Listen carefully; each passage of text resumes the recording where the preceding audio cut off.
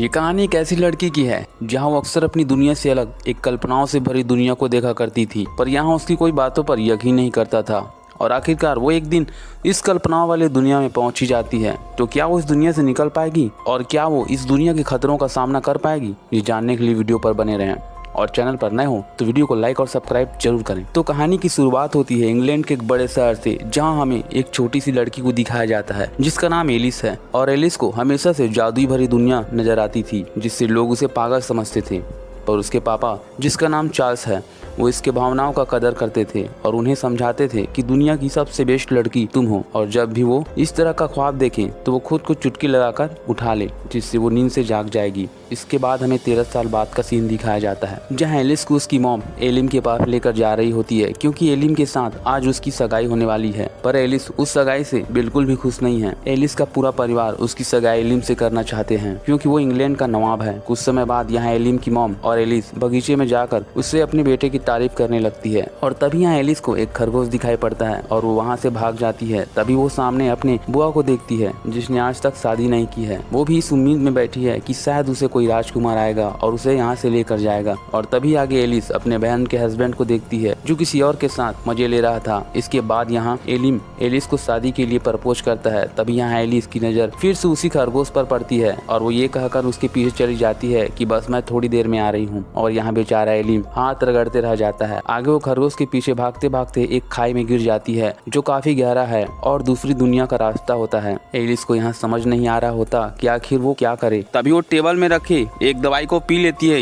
ये सोचकर कि ये खाली सपना है, जिससे वो काफी छोटी हो जाती है। पर वो टेबल में रखे एक चाबी को हासिल करना चाहती थी, पर उस तक नहीं पहुँच पा रही थी, जिससे कि वो बाहर जा सके। और तभी उसकी नजर एक मिठाई पर पड़ती है, जिसमें लिखा होता है ईट मी। और एलिस उसे खा लेती है और काफी लंबी हो जाती है, जो उसके लिए और मुसीबत बन रही थी। इसलिए वो वापस से वही दवाई पी लेती है और फिर से छोटी हो जाती है और चाबी लेकर वहाँ से बाहर चली जाती है। और जहाँ वो बाहर का नजारा देखकर बहुत खुश हो जाती है। ये दुनिया बिल्कुल वैसी ही थी जिसे वो अक्सर सपनों में देखा करती थी, और उसे अब तक यही लग रहा था कि वो सपना देख रही है और वो खुद को चुटकी मारती है, पर ये सब रियल था। और आगे उसके सामने दो फुटबॉल जैसे आदमी आते हैं, जिसका नाम अब्लू डब्लू होता है, जिसके साथ वही खरगोश होता है, जिसके पीछे भागते भागते वो यहाँ तक पहुँची है। इसके बाद सब उसे एलिस समझकर अब्सुलम के पास लेकर जाते हैं, जहाँ अब्सुलम उसका भविष्य बताता है और कहता है शायद ये वो एलिसन नहीं है, और वो गायब हो जाता है। और तभी इनके बीच आपसी मतभेद होने लगते हैं। और इतने में यहाँ बेटल स्नेक रेड सेना के साथ इन पर हमला कर देता है और ये सारे लोग यहाँ से भागने लगते हैं, पर रेड सेना इन्हें एक एक करके पकड़ने लगते हैं। और तभी एलिस यहाँ से भागते हुए इन सारी घटनाओं को फिर से सपना समझ रही थी और वो बेटल स्नेक के पास खड़ा हो जाती है। बेटल स्नेक भी इसके पीछा करते करते एलिस के सामने खड़ा हो जाता है और यहाँ रेबिट आकर उस बेटल स्नेक की आंख पर चाकू घुसाकर उसका आंख निकाल लेता है और वहाँ से भाग जाता है। दूसरी ओर यहाँ एलिस भी अब्लू डब्लू के साथ भागने लगती है। और तभी आगे बढ़ते हुए इन्हें एक पेड़ दिखाई पड़ता है, जिसमें ईस्ट वेस्ट लिखा होता है। और तभी ये दोनों अलग अलग दिशाओं में जाने की कोशिश करते हैं और दोनों एलिस के हाथ खींचने लगते हैं। तभी यहाँ एक बड़ा सा पक्षी आकर इन दोनों को पकड़ कर ले जाता है और इन्हें एक महल में ले जाता है। और आगे हम इस महल में एक कठोर दिल वाली रानी को देखते हैं, जिसका नाम इरेसा बैन होता है, जो अपने महल के आदमियों पर काफी ज्यादा अत्याचार करती है। यहाँ हम इरासा बैन के एक सिपाही को देखते हैं, जिसका नाम इजोबिज स्टेन होता है, और ये यहाँ एलिस का सबसे वफादार सेना होता है, जो इसके लिए यहाँ एलिस का एक समाचार लेके आया था। और वो कहता है इफ्लैंड पर एलिस आ चुकी है। और तभी रानी यहाँ बेटल कैट को बुलवाती है ताकि वो एलिस का पता जल्दी से लगा सके, और इसके बदले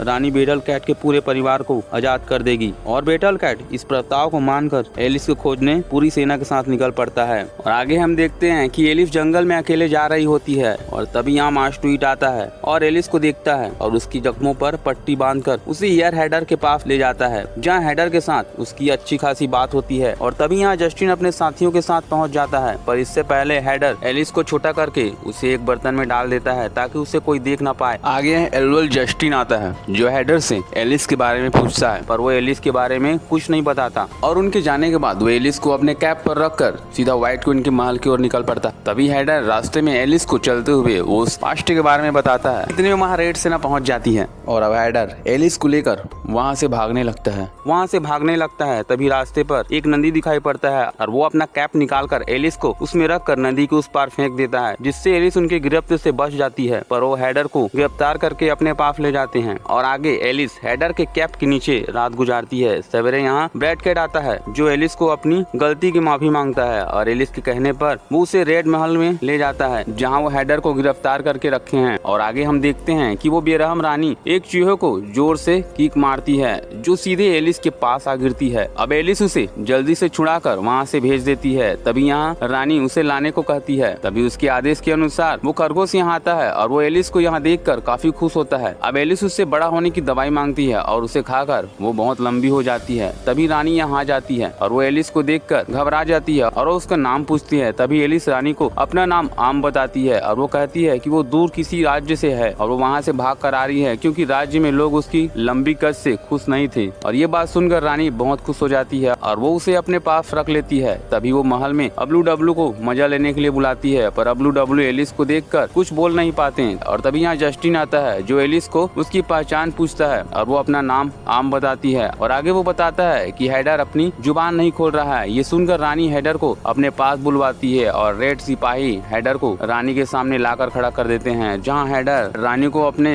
झांसे में फंसा लेता है और वो कहता है कि वो कैप बनाने में माहिर है जिससे उसकी सुंदरता और भी बढ़ा देगा। के बाद रानी खुश होकर हैडर को अपने लिए कैप बनाने का आदेश देती है। और आगे हम देखते हैं कि एलिस बगीचे में जाकर हैडर की वो टोपी लेने आई है और हैडर को टोपी लेकर उसे हैडर को लौटाने चली जाती है, जहाँ वो रानी के लिए बहुत सारा कैप बना रहा होता है। तभी हैडर एलिस से कहता है तुम व्हाइट क्वीन के पास नहीं गई? एलिस कहती है हैडर हम यहाँ से जाएंगे तो साथ में, ठीक है। तभी हैडर एलिस को उस तलवार के बारे में बताती है जिस तलवार से वो सारे मॉन्स्टर को खत्म कर सकती है, पर अभी वो तलवार तुम्हें बैटल स्नैच के पास ही मिलेगा। और वो उसे कहता है कि तुम्हें उस तलवार को हर हाल में हासिल करना होगा। और ये सुनकर एलिस तुरंत उस तलवार को हासिल करने पहुंच जाती है, पर वो बैटल स्नैच को देखकर और इसके बाद वो रेबिट के पास जाती है और बैटल स्नैच के एक आंख को मांगती है जो रेबिट के पास अब भी है। इसके बाद एलिस उस आंख को लेकर बैटल स्नैच को दे देती है और यहाँ बैटल स्नैच उस आंख को लगाकर एलिस को धन्यवाद करता है और उसे उस तलवार को दे देता है। इसके बाद वो सीधे हैडर के पास जाती है ताकि वो उसे भी अपने साथ लेकर जा सके, जहाँ जस्टिन अपने आदमियों के साथ आ जाता है और एलिस को कब्जे में लेने ही वाला होता है। यहाँ उनके सारे सैनिकों पर बैटल स्नैच हमला कर देता है और उसे अपने साथ ले जाता है, जहाँ बियार्ड भी उसके साथ होता है और वो सीधे एलिस को व्हाइट क्वीन के पास ले जाते हैं। इसके बाद एलिस उसे तलवार लौटा देती है जिससे वो बहुत खुश होती है, पर यहाँ वो दुखी होती है क्योंकि उसे अब तक कोई लड़ने वाला योद्धा नहीं मिला है। दूसरी ओर हम जस्टिन को देखते हैं जो सारी बात रानी को बताती है और रानी ये सुनकर काफी गुस्सा हो जाती है और हैडर का सिर कलम करने का आदेश देती है। और आगे हम देखते हैं कि हैडर को उसका सिर काटने के लिए बुलाया जाता है और अब यहाँ जैसे ही हैडर का सिर काटा जाता है उसका कैप हवा में उड़ने लगता है और हैडर वहाँ से गायब हो जाता है। किसी को कुछ समझ नहीं आ रहा होता कि आखिर ये हो क्या रहा है। तभी उसका कैप उसी कैट के सिर पर आ जाता है। उसके थोड़ी ही देर बाद हैडर रानी के पीछे आ जाता है और वो सारे लोगों का पोल खोलने लगता है और सारे लोगों को रानी के खिलाफ भड़का देता है। अब रानी गुस्से में आकर अपना सबसे खतरनाक पक्षी उन पर छोड़ देता है और वो पक्षी उन सारे लोगों पर हमला करने लगता है और मौका देकर हैडर अपने सारे लोगों के साथ व्हाइट क्वीन के पास पहुंच जाती है। और इसके कुछ समय बाद हमें एलिस को दिखाया जाता है जो कुछ सोच रही होती है। तभी यहाँ हैडर आता है जो उसे खुद की ताकत समझने के लिए कह रहा होता है और इसके बाद वो सारे लोग लड़ाई के लिए तैयार होते हैं और यहाँ सब विवाना की ओर से लड़ना चाहते हैं। और तभी यहाँ फिर से पर्ची निकाला जाता है जिसमें उस खतरनाक मॉन्स्टर की मौत एलिस के हाथों लिखी होती है, पर वो डरी होती है इसलिए वो वहाँ से भाग जाती है। तभी वो अपने सामने एबलस को फिर से देखती है जो अपने अंतिम समय का इंतजार कर रहा होता है और वो एलिस को अंदर से हिम्मत देता है और वो मर जाता है। आगे हम देखते हैं विवाना अपने सारे व्हाइट सेनाओं के साथ लड़ने के लिए तैयार खड़ी है, पर वो यहाँ एलिस को न देखकर उसे काफी दुख होता है। और तभी यहाँ कुछ देर बाद एलिस भी अब उस मॉन्स्टर का सामना करने के लिए खड़ी होती है